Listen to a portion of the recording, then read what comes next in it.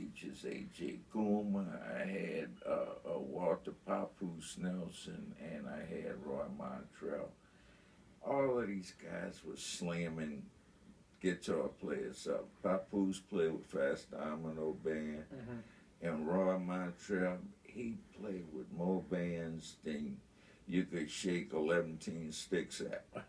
But he was a blessing, and he took me to hear, like, I had never heard flamenco music or classical guitar until he took me to Lowell Field House to hear that stuff.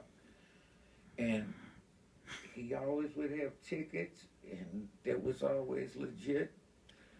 And he would bring me there, and I was like, wow, I'm opening my nose to different things that's spiritually correct. See, I'm laughing at this because you start out on the piano, you decide for whatever reason that ain't cool enough, then you switch to the guitar, you get shot in the hand, and you end up back where you started. and that's how we get to know you. But I remember when James Booker taught me how to play he was the organ player with my band for a lot of years, but Booker was a slamming musician, and he always could feel wherever I was going. Right. And that was something that you don't find that a lot of places. Yeah. I guess that's why when you find or when you put together a band that flows with your groove, that moves when you move just like that, you keep them together as best you can, I guess. Hey, I try to keep them like wham. Yeah. I got some gigs I got coming up. Yeah. That's gonna not be all of the cats and some of the cats, whatever it is. That's how it is. Yeah, yeah. This project, Skedat to That, The Spirit of Satch. Tell me about it. Hey, Louis Armstrong came to me in a dream, and that was like an order from here. Yeah. And we was both booked by Joe Glazer back in the game. Associated Booking Corporation was booking us both. And me, B.B. King, and Dizzy Gillespie was managed by Joe, and Louis Armstrong was managed. He managed those two guys. But I remember certain things about them days. Louis Armstrong was sitting on a rock in Bucktown. I said, well, maybe you saw my pa's shop. It was right across the street from Ralph Schultz, and he said, I was laughing so hard at Ralph Schultz's fresh hardware store because he could marry you. He could give you brake tag stickers. He could do all kind of other stuff. And that was, I said, I get it. Yeah. But Louis, Joe had a bunch of weird pictures of Louis Armstrong in his office. That was... He was the man. Yeah, when he passed, I think not too long after that, Louis passed. Yeah. They was spiritually connected. Yeah. How do you process? I want to back up because I heard this and I didn't want to stop you, but so Joe Glazer is booking the following people: Louis Armstrong, Dizzy Gillespie, B.B. King, and Dr. John. And you're a bad man.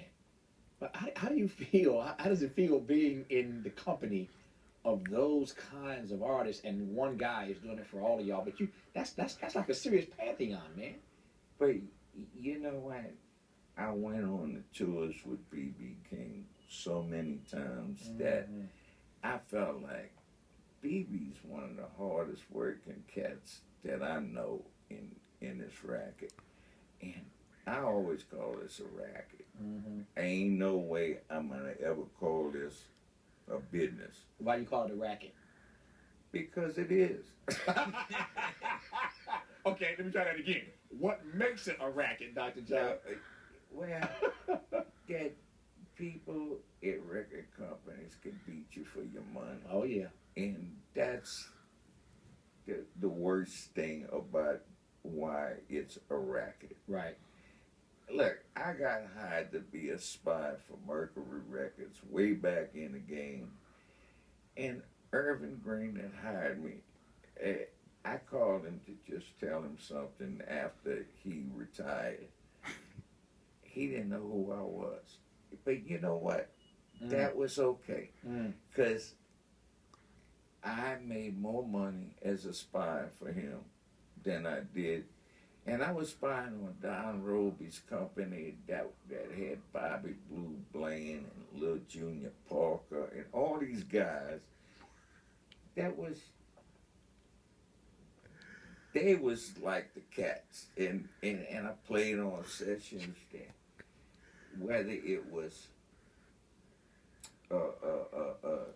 Johnny Clyde Copeland's records, and I played on, but I remember Joe Scott and Elwood Franks was writing charts for all this stuff, and they was both drunk as skunks, and they both never made a mistake. I never could figure how they did that. But they had a gift. They had a gift, and they could do it even drunk. But what? Now you got my curiosity piqued, Dr. John. Like, what does a music spy do? When you were spy, what the hell? I was what were you spying on man? Johnny Major's entire chain at Duke and Peacock Records, and they were operating pay table for Duke and Peacock Records back in the game. I got it. And it was my job to spy on them and report back to Irvin Green what I could find out. About the payola. Yeah, well, I mean, it was like... You know what this sounds like to me? It sounds like a racket. It is. It sounds like a racket. Let me come... I want to come back to this album. In term, we saw a little bit earlier you doing some Mac the Knife and making it sound awfully good. I ain't never heard Mac the Knife like the way you do it, Dr. John. But in terms of the stuff on here, when you do a tribute to Satch, how do you go about figuring out what material to put on it? Well, there was certain songs that I remember when my pa had a record shop in on Gentilly Road, and I remember cats like Vernon Winslow. He was the original Papa Stopper, and he was always, but he was on the one as a disc jockey and cat that, and he taught R.T. Neville how to speak Spanish. That was two different things, sides of this one guy. But I remember this guy, and he was like, he would buy hillbilly records, he would buy what they call race records back then, and then they had jazz records, which was